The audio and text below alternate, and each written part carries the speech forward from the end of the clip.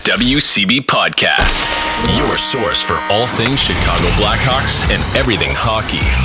With your host, Jarom and Tanner. Let's do it. Jarom and Tanner. All right, so just the WCB Podcast. It's Jarom. It's Tanner. What's up, bud? Yeah, nothing. Just excited to be back. Back in Illinois. Yeah, that too. Back in the podcast. Talking about back about the show. Yeah, Yeah, that works. 2 weeks off because Tanner was moving back to Illinois. He had to put up with me for a solo episode. And then we were making some changes behind the scene with our feed and all that kind of stuff. And then I was out of town, so we're just taking a nice little 2 week break. But we're back just in time for the Stanley Cup to kick off. We did luckily pick a good time not to record because there wasn't much going on in the Hawks world, which you're really not going to expect going on this time of the season or the year anyways. But there was some news dropped, some signings that Tanner has right here, and he's gonna spin them out for you. Yeah, they were over the past week and a half or so, but it was mainly the first one to kick off this offseason was Brett Seney got signed. I know that he's been doing really well in Rockford. And you want guys that are going to be able to put up points in Rockford because he has 63 points in 68 games there. Hasn't really shown that at the NHL level, but anytime that you can make the minor league team better, it's better for your prospects that are going to be going through that way. 100%. After that, about last week, we had Zach Sanford sign another deal, or signed his first deal with the Hawks because he was picked up off of waivers. So it's just a 1 year deal, 2-way. And then, Davidson signs one of his draft picks from this past draft, Martin Misiak, who was the fifth Blackhawk player that was chosen during the 2023 draft. And it was he went 55th overall in the second round. So it was pretty sick. Yeah. Can you name the 4 players taken before him? Connor Bedard. Yeah. Connor Bedard. I can picture him. I can't think of the names. The goalie from the Gamblers. Was it Gajan? Yeah, Adam Gajan. Gajan. And who's that? The steal of the draft that everybody was shocked was still on the board. There's 2 of those, but forward. I think his last name starts with an S. I don't know who you're talking about now. I don't know. Oliver Moore. Oh my God! Yeah, Jesus. And there's one more. You're probably never going to get it. It was the second pick of the second round. He's Russian. Oh, was it the guy that had no picture that nobody knew existed? I don't know. There was one guy the Hawks picked that they literally had nothing to show on the screen. No highlights, no photos, no nothing.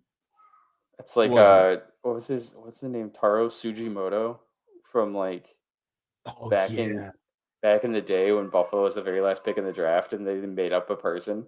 But it's Roman Kantsarov. Who? Okay. Yeah. Who am I thinking? 44th overall. Were you thinking about not Martin or whatever his name is? No. Here, let's find out. Let's see. Great podcasting here. Let's see. Blackhawks draft picks. It was a forward. Was it Milton Oscarsson? Nick Lardis is who I was thinking of. Oh, yeah. You're thinking about that for the third round. I thought you were still thinking about who didn't have a photo or something. Oh, no, that one was, I think Was that Kantsarov? Oh, I don't know. Yeah, I think so. Because you click on his page and nothing comes up. Yeah. Yeah, that's funny. I was just I forgot about him too until I looked at during that draft class. And then I was looking at his stats. And he had an okay KHL season, 15 points in 53 games with Metalurg Magnitogorsk. But then in the playoffs, man, he had 13 points in 23 games. Yeah. Right? They finally got him the Russian gas. Yeah, probably. It must have been Jesus. But yeah, I mean, a lot of those aren't really going to be game changer signings. No. You're adding depth to the team. You know, you got to like break it glass in case of emergency, call up guys. It was kind of cool. I was actually a little surprised and not at the same time about Zach Sanford signing a two-way, considering that he just came, like, we got him because he wasn't on a two-way deal. But you know what? Hey, guys are happy. I think guys are realizing what's coming to Chicago, so they're willing to, especially the lower end guys, not calling him, like, you know what I'm saying. But right, the role players. Yes. The other thing I was going to say about Martin Misiak, though, that I do like about him is that I forgot when it came out, but they were talking about like who he models his game after, and he said Marian Hossa, and he's also from Slovakia, and he wants to be like Marian Hossa a lot, like very much so, like, and so seeing that he didn't put up like a ton of points in the like CHL, it doesn't really like scare or like me, like, oh, whatever, like it's not that good. I'm sure he probably focuses very much on a two-way game if that's the case. Yeah, and if he comes out to be like a quarter of what Hossa was, sign me up. Yeah, could be a good like third liner. Yeah. Not only signings happening, but Kyle Davidson's already working the phone, making some trades. A trade, and this is a trade you typically see on draft day before the pick is being announced. And so makes you think about what the plan is here. But of course, the trade is the Hawks acquired the first round pick, 18th overall from the New York Islanders, the second round pick, 50th overall from the New York Islanders in exchange for the 20th overall pick, 54th, and the 61st pick, all in this year's draft. So you could take that one of two ways. One, there's somebody that he really likes that he's just trying to move up, that is getting projected to be in that 17, 18, 19 area, and he just wants to get a jump on it, or he's cooking and there's something else in a play, and that these are just two more pieces he needed for a bigger play. Yeah, I mean, that'd be pretty sweet. What if he just packages these two picks for something else? Especially since it came out recently that New Jersey is going to be not afraid to move 10. Yeah, and if you can, we were talking before we start recording, though, it's just like the thing with New Jersey, if they're willing to move 10 and you can offer them this kind of package here with those two picks, I mean, you know, they want someone else, you know, that can make an impact now, because I mean, they are, and theoretically should be a team that's competing and not in the lottery. So they're going to be wanting to add talent that can help right away versus, you know, a draft pick that's going to take a little bit. That's where the Hawks are kind of at a disadvantage, is because we really don't have game-changing talent right now that we're willing to part with. Yeah. What if, though, you're like, okay, what if like the Hawks assess Kurashev and say like that he probably like that's the best season he's gonna have, and they try and sell high? Would you be willing to move like Kurashev and like a pick for 10? If they're going Demidov at 2, yeah. I think if you're not going defense, if you're not going forward to that second overall pick, or I don't know, and that's the other thing though too, is like you also who's available like free agency that you could fill in for that spot. I mean, I think Kurashev, I mean, I like Kurashev and all that, but I think he's only going to go as far as Bedard's going to carry him. Yeah. So the second that he's off of Bedard's line, I don't know what he's going to do. So if you can bait and switch some team to take him, why not do it for the 10th? The old Matt Molson. Yeah. The old Kyle Okposo. They played with John Tavares, and then the Islanders the Sabres go and pick these guys up, and then they're like, wait, where'd the guy go that was putting up points? 100%. Yeah. So if you can bait and switch him for the 10th overall pick, and then you can go forward or forward, D forward, you know, in the top 10, that would be unreal. I'm not opposed to that at all. Especially like it's win now mode, or not win now mode. It's get better now mode. And it's not float at the bottom and like, you know, let's win it. Let's get the draft picks and all that kind of stuff. It's let's start adding talent, and you know what? Addition by subtraction sometimes, you know? Yeah. It's exciting. I hope they can move up into 10, but like I mean they already moved to 18. So like what's behind the scenes? Like what's going on? What was the point of moving up just 2? Like who do they have their eyes on? I saw that it was something about this boy, like, it's like I think it's pronounced Boyvert or Boyver. Sacha Boisvert from plays in the USHL. That like the Hawks were interested in taking that guy. Let's see. He's committed to North Dakota next year in the USHL for the Muskegon Lumberjacks. He had 68 points in 61 games with 36 goals, 32 assists. I'm looking at different mock drafts. Bleacher Nation has the Hawks selecting. Oh God, Michael Brent Sag Nygaard. Oh yeah. Branson Nygaard. And he's the kind of prospect who ups job security, and the GM who drafts him, he's responsible for it, who plays a full 200-foot game with good size. This feels like a perfect pick for the Hawks. I noted in my previous mock draft, I didn't feel like that he would slide to the Hawks at 20. And he's 6'1", 195-pound right winger. Shoots right. That's pretty sick. What was the Boisvert? I wish I fucking could find like a pronunciation of his name. They got him going 25th to Ottawa. In whatever draft you have? Yeah, the one I'm pulling up. The one I'm looking at right now is the Elite Prospects Top 32 final ranking, and they have Boivert at 21, and then that Branson Nygaard kid at 16. But I mean, everybody's got their own opinions, right? And everybody wants to be different. So like there's another thing here where that Carter Yakimchuk kid, that I believe he's a right-handed defenseman. If they want to go right-handed D and go Demidov 1, or like obviously not 1 but first pick, right? And then if that kid's still floating around 18, like they can still pick up a right-handed defenseman. But I was like, I kind of hope somebody's gonna drop, and I kind of hope that somebody ends up being Cole Eiserman. Because everybody's always talking about like he doesn't have anything other than like just a deadly shot. Like, all right. They said the same thing last year about Oliver Moore being all he has is speed, and he fell to us. Yeah, I mean, I'm fine with it. Bring in the fucking deadly shot. You put that kid on the power play with Bedard. Oh God. Cole Eiserman, Caden Lindstrom.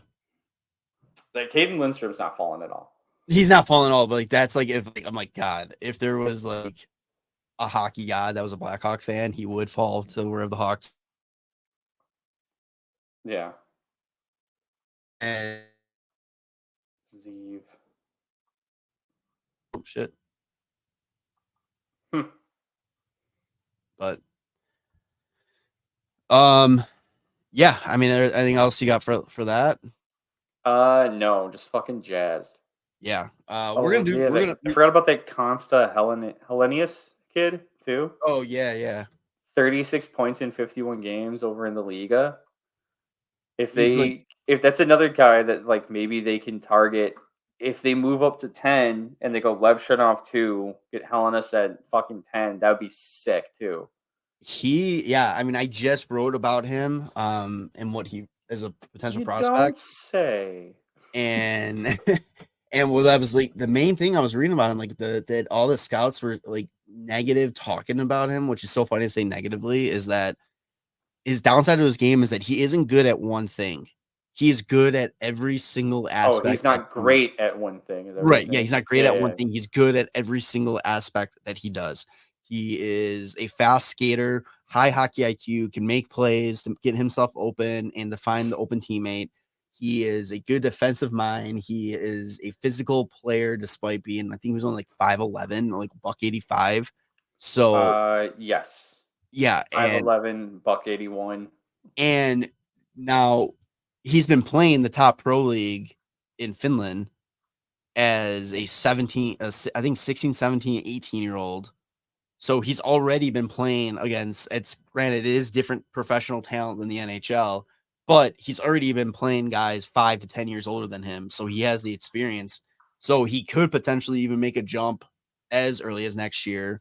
I don't know what his contract is like or something like that, but I believe he has a contract right now in so Finland for next season. yeah. So I mean, it's a good option. It's these are the type of guys, like, everybody's focused on the top 5 players, and it's like you kind of forget to look at 6 through whatever, because once you get past 5, anybody can drop and anybody can move up, and there's a lot of good players in this draft. It's not like last year where it's like, oh shit, 1, 2, 3, 4, 5. Like, these are all guys that are gonna have like amazing careers.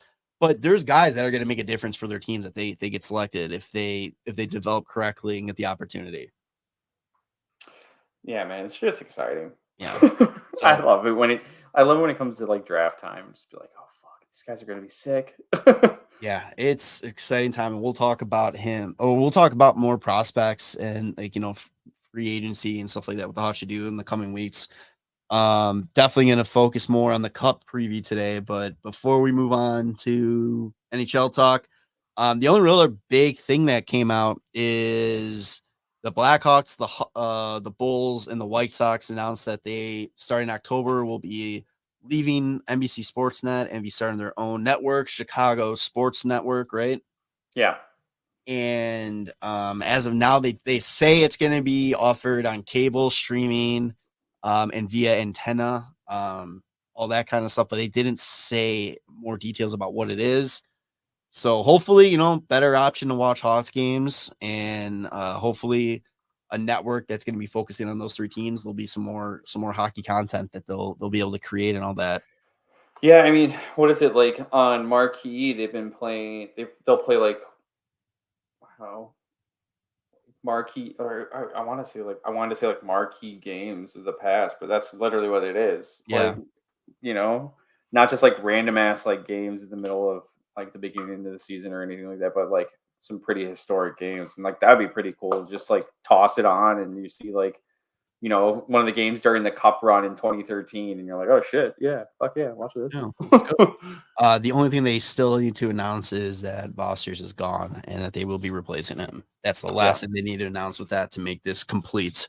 Yeah, eventually, one can hope. Fingers crossed. Yeah, you got anything else for Hawks talk? I'll do the play-by-play. Yeah, you and Potes. Yeah, Post could probably do better, but I'll just be there and be like, hell yeah, man, that was fucking sick. You be the color guy. Yeah. Do the drawing of the doodles and all that kind of shit. Yeah, I was going to say, hopefully it's that kind of coloring and not like, I'm not, what is it? I can't think of words right now. My brain doesn't want to work. All right, let's move on to NHL talk. Cultural appropriation. That's what I was thinking of. Fuck. That's so stupid. Oh man. All right. NHL talk. A couple things before we get into the Cup preview. Joe Pavelski officially announces retirement from the NHL. Yeah. 18 years in the league, no Cup. Definitely goes down as one of the better guys on and off the ice to not win a Cup, and it's unfortunate, and I really thought it was this year it was going to happen. Yep. Hear so many stories about him off the ice, like after the Stars were eliminated. Was the GM was getting in the elevator to go to his room, and Pavelski was getting off, and he was like, "What are you doing? So like, what are you up so late for?" And he's like, I was just in the room with Jason Robertson talking about." Was that after they were eliminated? I thought that was during the previous round. Or something. No, I think that's when they're eliminated. Oh no shit! He spent time talking to him, trying to like make sure he was all right. And the GM mentioned another player. I forgot who the other player was having an issue, and he texted him. Lindell? Yes, yeah. Asked him what room he was in, and then he went right up there. And this is like at 11, 12 o'clock at night after getting eliminated. Yeah, he spent some time there too. Yeah, like he's just a great dude, and hopefully those guys in Dallas really absorbed a lot from him because you know what? That's got a good leader that they got to learn from. Yeah, speaking of Dallas, they have some shit going down, man.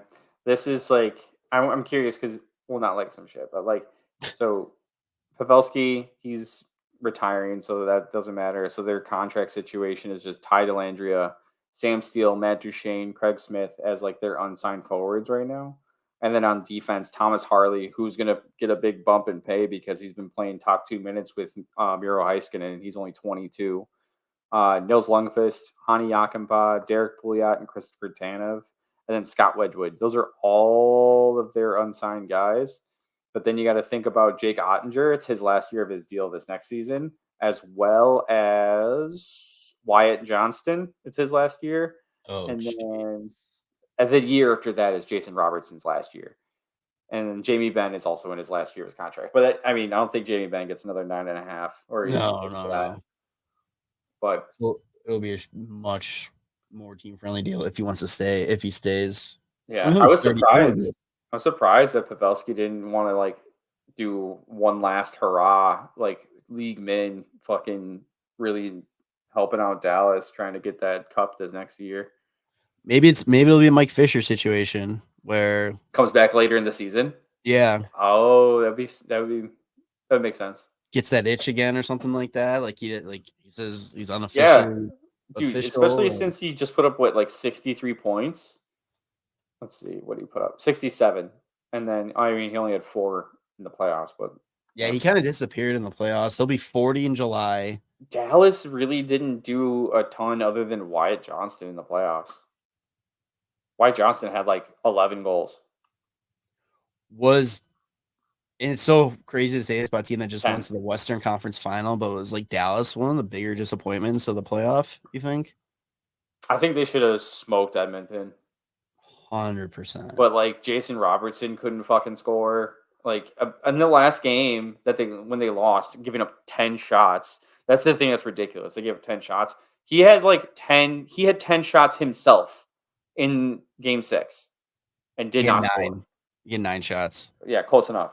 You know what I'm saying? He had one less shot than the entire team of Edmonton. Yeah, I think it's even crazier that Stu Skinner was able to. Maybe people are maybe this is Stu Skinner's time to shine right now. And he's like, hey, I'm fucking here. Let's do it. Yeah. I don't know.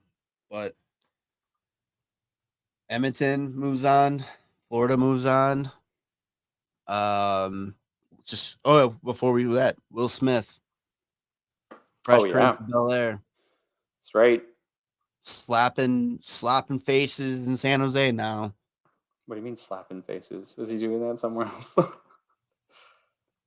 I don't know what you're talking about. I'm talking about the other Will Smith when he slapped. Oh, yeah. Okay. Yeah, you lost me, but then you brought me back. Names, whatever. Okay. Sorry, I suck. He signs his entry-level deal with San Jose, which has got to be the Celebrini effect. Coming off, I think he had a pretty good season in Boston College. Oh, I forgot that. Sorry, I was looking at Jason Robertson's fucking points against Edmonton, and I forgot he had a hat trick in Game 3. Jason Robertson? Yeah, dude. But he went scoreless in 4 games out of the 6.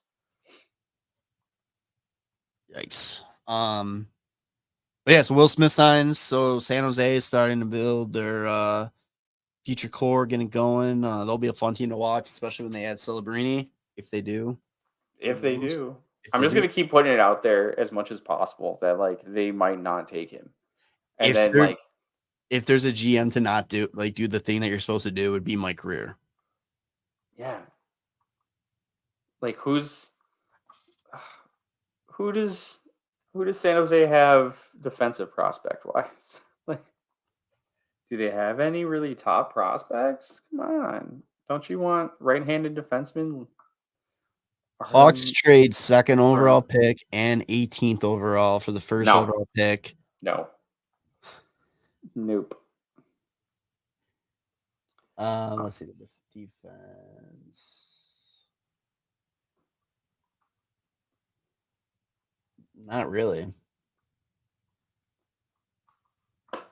I mean, they got to rebuild, like, essentially. Oh, yeah, everywhere.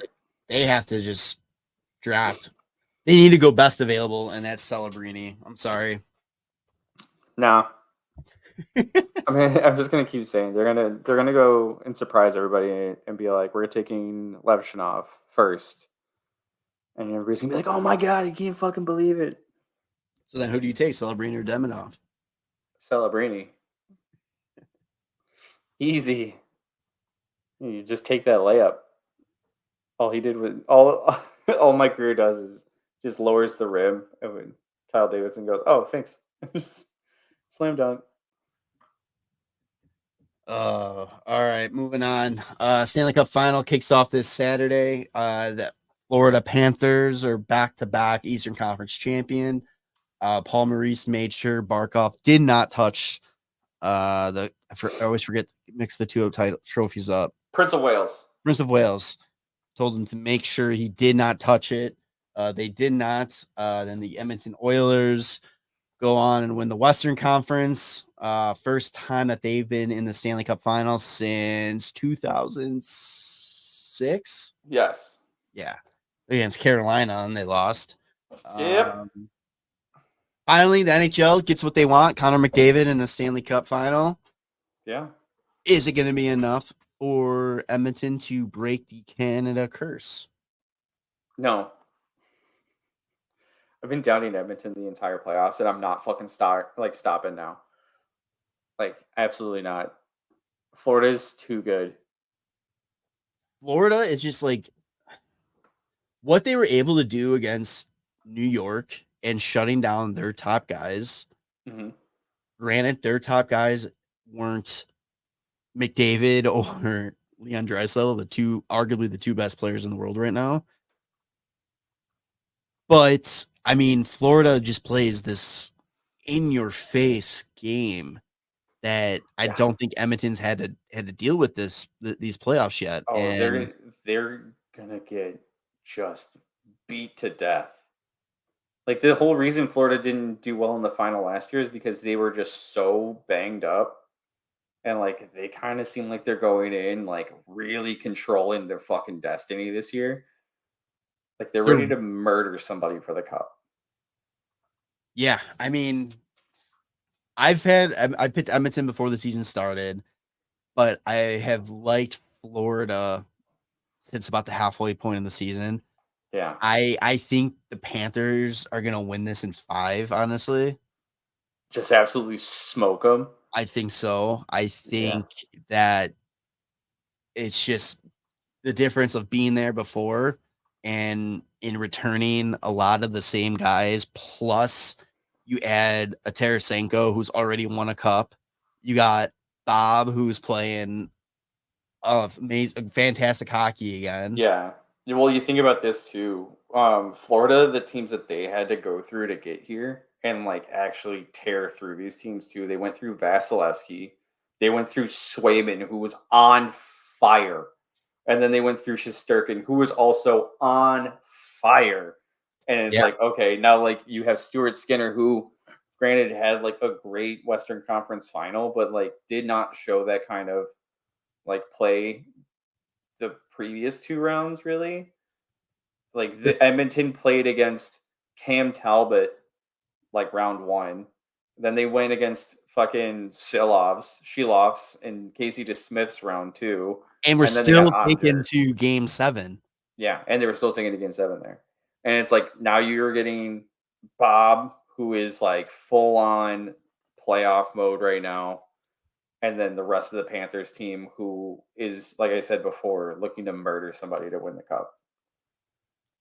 It's pretty crazy. And then it's like I think a factor that a lot of people don't really talk about is just the pure chirpy, run in your mouth, getting under your skin type of thing. And I mean, you got Matthew Tkachuk on Florida, who, dude, will do whatever. I mean, he's not as good as his brother, but let's be honest, when it comes to that kind of shit. Yeah, okay. Yeah, but it's like he can still. You see the battles that him and Evander Kane had during the Battle of Alberta. like, and the stuff that Kachuk was able to do against Edmonton in those series, like this, I mean, a lot would have to go wrong, I think, for the Panthers not to win the series. Yes. I do. I think so too. It's. I don't know, man. I feel like the other thing with the Panthers too is it all of their lines are fucking deadly. I guess it's besides like their fourth line, but first line you got Verhaeghe, Barkov, and Reinhart, who have 17, 17, and 12 in points. Then Rodriguez, Bennett, and Kachuk, who's 8, 10, and 19. And then their third line, Luostarinen, Lundell, and Tarasenko, 6, 12, and 6. And then it drops off there, but like that's fine. You're not really rolling that fourth line in those hard minutes anyway. Yeah. Fucking Gustav Forsling just out of nowhere has 4 goals. And a couple of them are game winners too. He's so good. Yeah. Former Blackhawk. I mean, one of 3 former Hawks looking to pick up the cup this year. Yeah,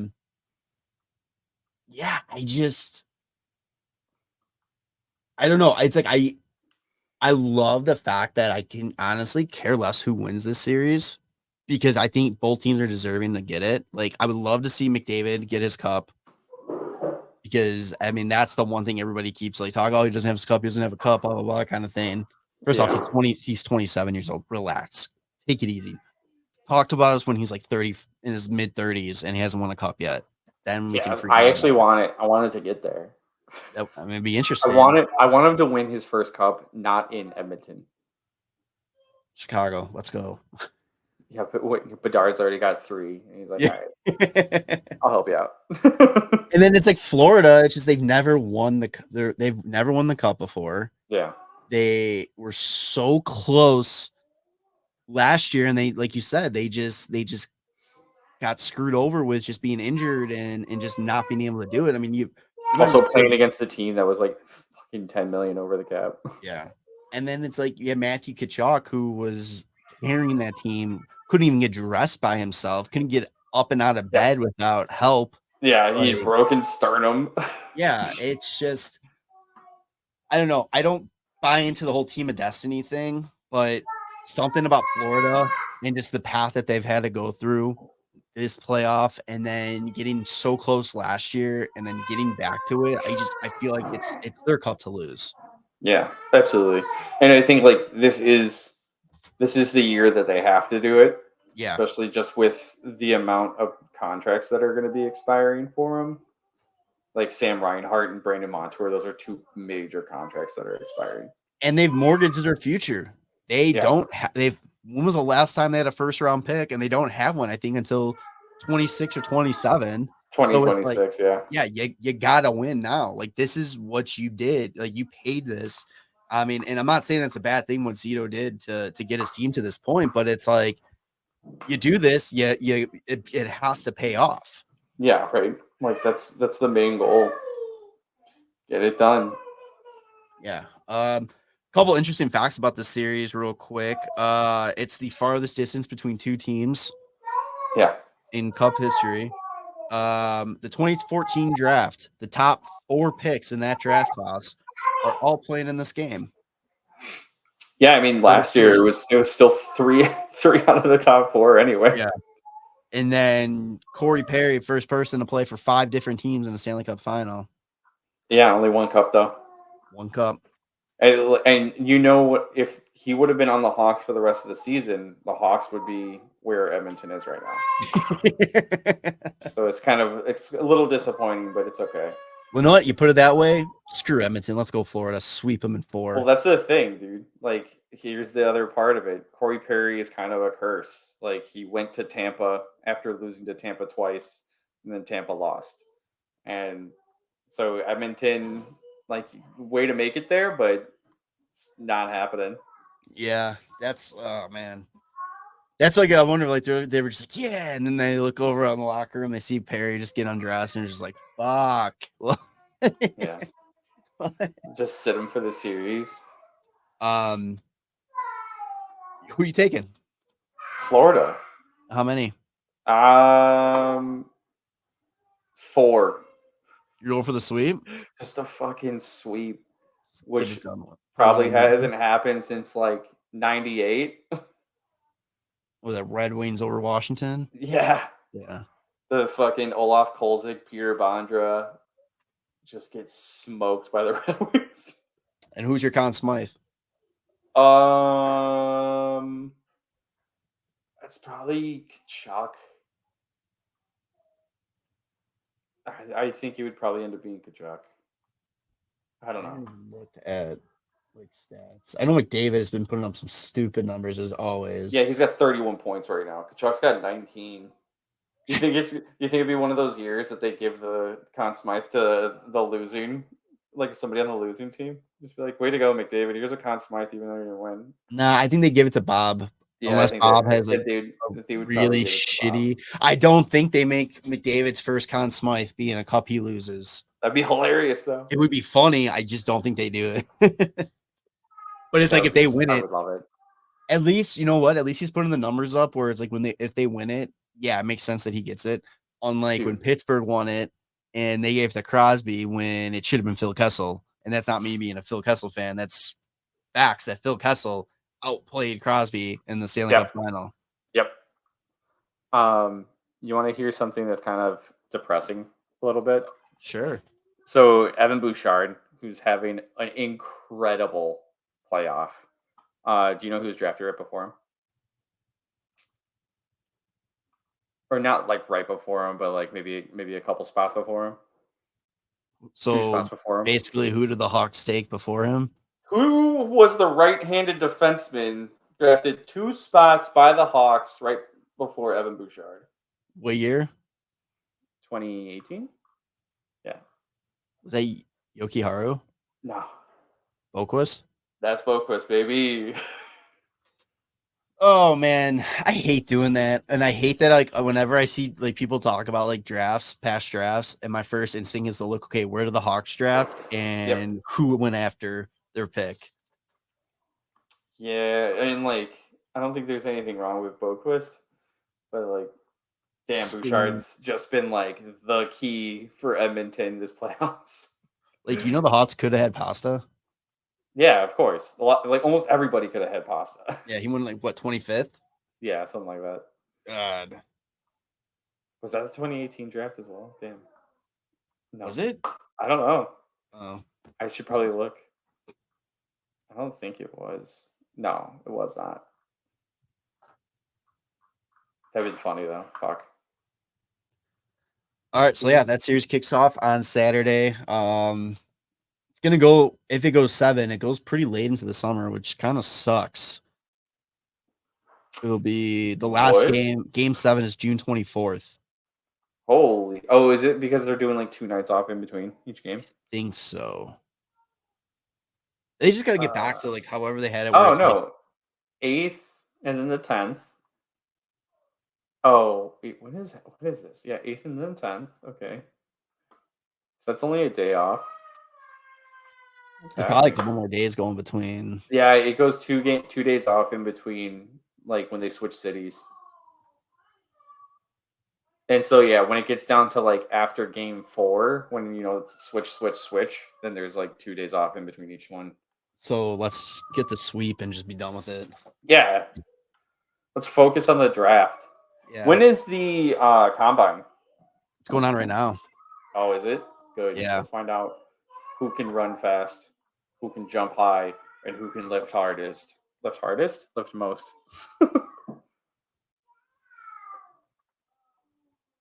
Oh my God, the Sharks met with Celebrini at the combine. Did they really? Oh my God. Yeah. How could they do that? How could they do that? Yeah, so all right, a couple more things here and we'll wrap it up. We're gonna do a new segment each week here, buy and sell. So buy or sell. So basically each week, you know, between recordings, we'll come in and we'll take something that we like, something we didn't like in the past week. Could be hockey related, it could be anything, could be personal, it could be life, whatever you're feeling in the moment. Oh God, go for it. So I'll kick it off just so we kind of get an idea. What I'm selling is the people failing to remember that it is Stanley Cup Final. This is why you want to do this segment. Well, no. Because every year. I talked about this before, but yeah, I think so it's the conference finals and every then Stanley Cup Final. Yeah, every tweet and Instagram post like Stanley Cup Finals, the Stanley Cup Finals. No, it's Stanley Cup Final. It's one series. I don't know. That's it. Let the NBA have the NBA Finals. Whatever. The NHL Final, Stanley Cup Final. Yes. That's what it is. All right, Tanner, you buying or selling? I'm actually gonna do both because they're in the same realm. Okay. I am selling, trading for Mitch Marner, but I am buying, trading for Martin Netchus. How does that sound? I like that a lot better than the stupid mock trades we've been seeing for Mitch Marner to the Hawks. Yeah, the ones that make no sense, where it's like, yeah, Marner for Frank Nazar, Kevin Korchinski, and like the 20th or 18th overall pick. And it's like, in what world is the team that's trying to get better for the future mortgaging their future, and the team that's in win now mode is mortgaging their win now? Yeah, I just like, what the fuck are you talking about? It's so stupid. And anytime I see Frank Nazar or Oliver Moore come up, I immediately just scroll past. Yeah. I don't know. It's so dumb. Also, like, it's one of those situations, if you really want Mitch Marner, you could probably just fucking wait a year. Yeah, learn from Bowman. Seth Jones, the guy that they would trade to bring Mitch Marner here, that'd be part of the package, is the perfect example of just wait. Yeah. You want this player, just wait. Just give it a year. And see, they're not going to be able to, they're probably not going to hold on to him. Unless you're trying to acquire him in order to move him for prospects. It would have to be prospects, because any team that you're going to move him to isn't like a top 10 pick. I don't think anybody's in the game of helping Toronto out right now. Yeah. So, I mean, unless Toronto is if you're going to trade for Mitch Marner now, you are in the control. You do not give up more than you have to, and you don't give up prospects like that. Because if you offer him Seth Jones for Mitch Marner straight up, no, we don't want that. We need something else. All right, well, okay, we'll see you. We'll see him in the offseason. What if your name is Kyle Dubas and you see Mitch Marner? I thought there was already rumors he wants him. I'm sure there is. I just don't know what Pittsburgh. Pittsburgh could give Letang, so he's got a no move. I don't think that. Yeah, I don't think those three. I think those three are off the board. Marner or not Marner? Carlson, Letang, Crosby, Malkin. What about Erik Karlsson? I mean, he has been attached to them before. Dude, how fucking crazy would that be? Erik Karlsson it's just John Klingberg, like a better John Klingberg who didn't do anything because he was injured. Did you see that John Klingberg and Matt Murray would be open to re-signing in Toronto? Yeah, no shit. Of course you'd be open to re-signing there because you're not really going to get many job offers anywhere else in the league. Yeah. Oh, yeah. Of course you're going to be open to it. All right, couple questions. Riding Pine. We'll wrap this up here. Hey, welcome to the Riding Pine. Hey, yeah, in a minute. All right, so there's a couple really good ones. We'll start slow here. Two, I don't know who submitted them. One was from our good buddy Matt at Gear Geek. Oh, hey, what up? Should Bedard use his Canada theme Record Pro next season with the Hawks? The very sick red murdered out Sherwood stick. That is kind of nasty. It looks so much better, and I know what they should do instead of the Canada one? Do a fucking Chicago one. Oh yeah, he needs to switch to a black and red colorway instead of that the ugly yellow that he used. Are you gonna grab it? I think so. Oh my god, my headphones are stuck. Yeah, this one. Yeah, the standard yellow. Yeah, you change that to red. Yeah, just like all red. Yeah. Well, because isn't there's some Minnesota guys that have, instead of yellow and red, they're green. Yeah, what is it?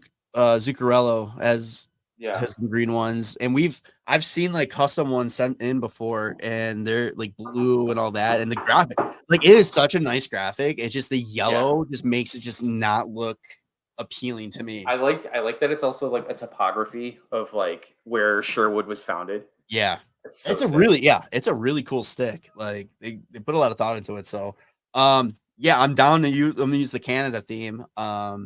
I would be cooler if he goes all red though and murdered out red, black and red, and just go or on. like even if you do keep the yellow, like throw in the rest of the feather colors.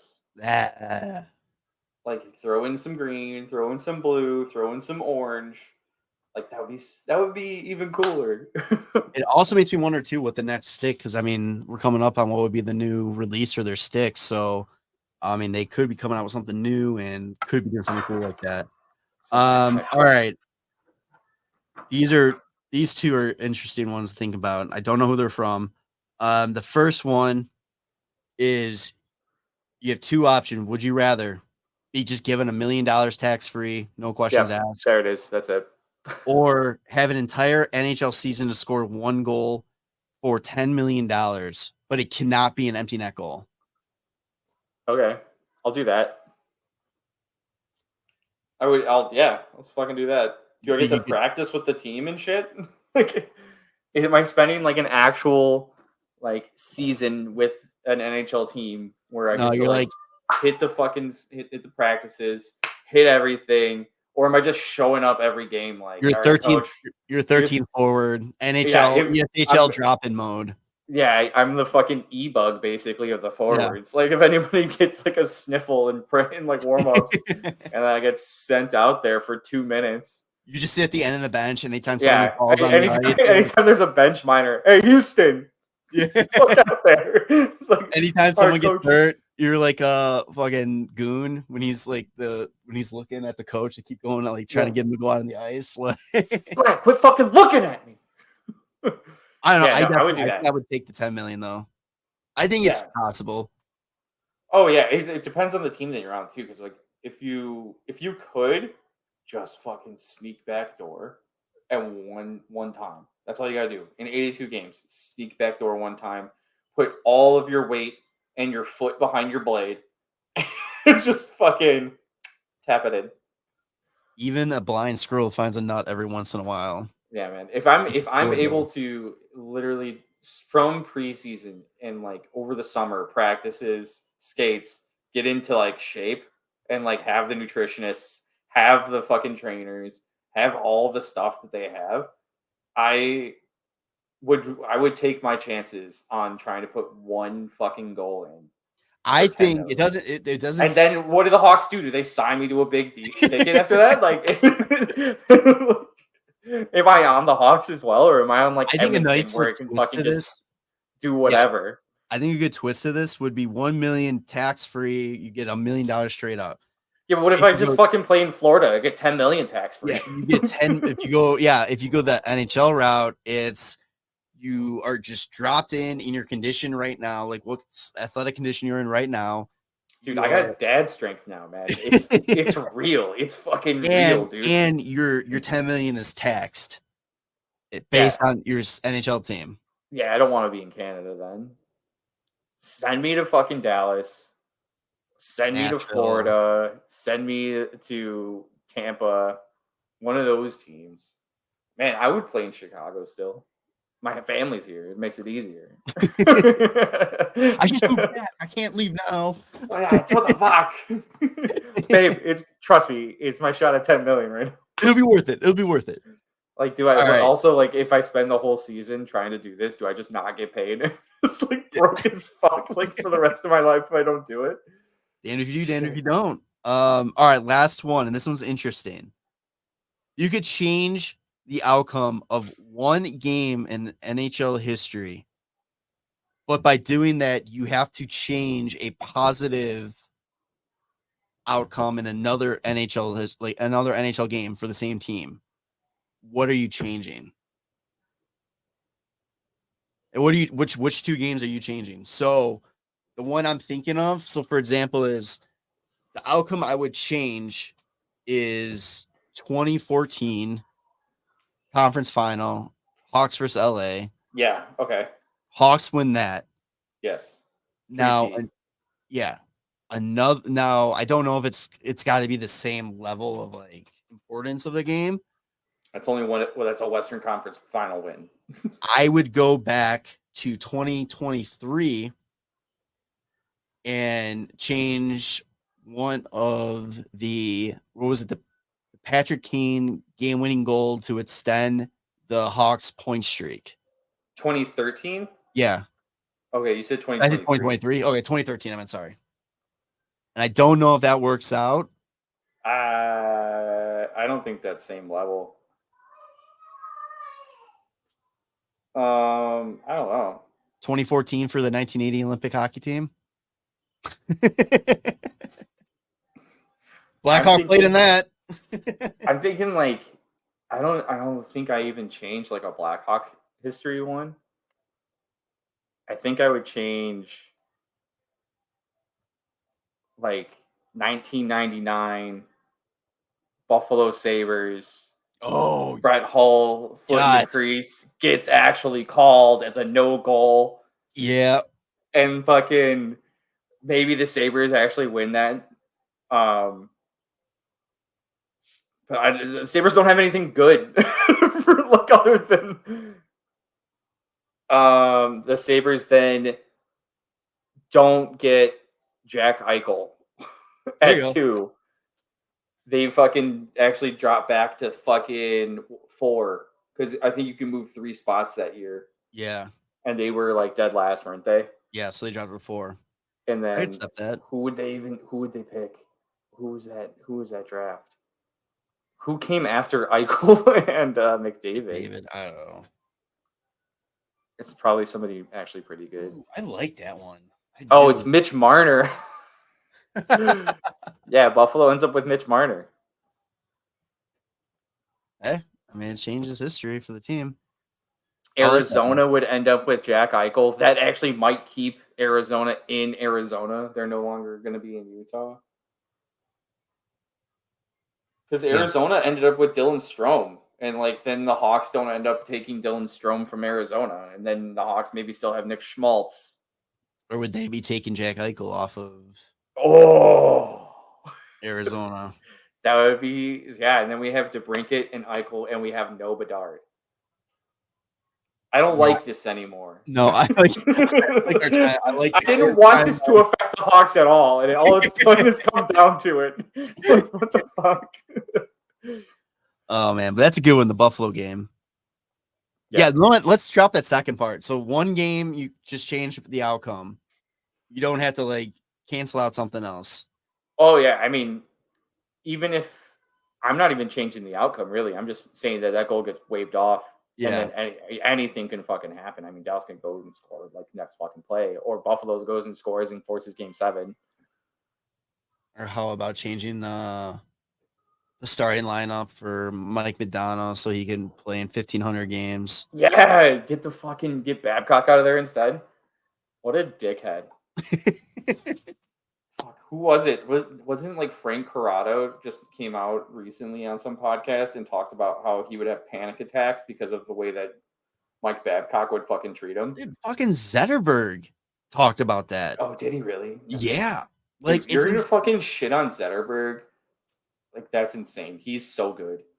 It's insane. Zetterberg's he is a tough guy. He's a tough motherfucker. And for him to have anxiety and stuff like that and afraid to go to the rink because of a coach, that's fucking saying something. Yeah.